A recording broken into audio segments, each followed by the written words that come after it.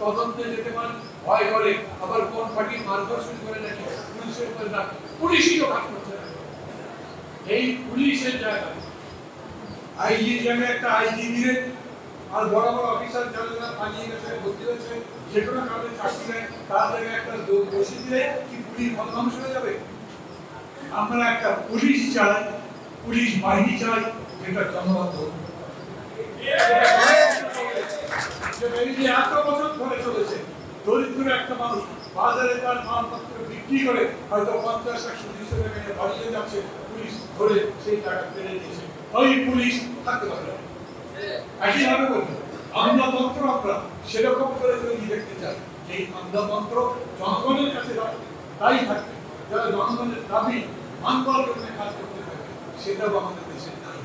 আমাদের সময় লাগবে তা মানি, কিন্তু কত সময়? এই যে আপনারা এতজন এই দাবির কথা বলেছেন, এই পুরো দাবির তো স্ক্রুটিনি হবে, পরীক্ষা নিরীক্ষা হবে, এটা কয়েকদিনের মধ্যে বাঁধতে পারবে, একবারই মানবে, এই 2-3টা ফেজে মানবে, ঠিক করতে হবে তাদের।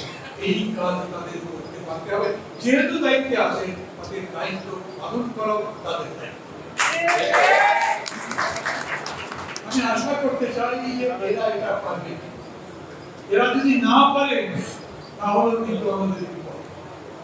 আপনাদের দাবি তো হবেই না, দেশ হিসাবে কোথায় তাই করতে হবে।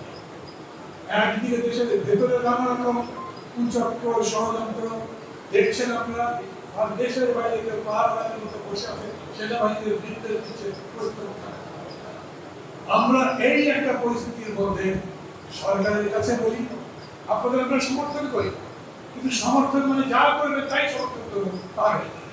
আমরা দেখতে চাই এই কর্মচারীদের জন্য আপনারা কি করেছেন, দেখতে চাই যেটা ঠিক করতে পারছেন, আমরা দেখতে চাই দেশ গড়ে তোলবার জন্য আপনাদের আরো কি কি কাজ করতে হবে সেটা বলবো, আপনারা করবেন। ধন্যবাদ।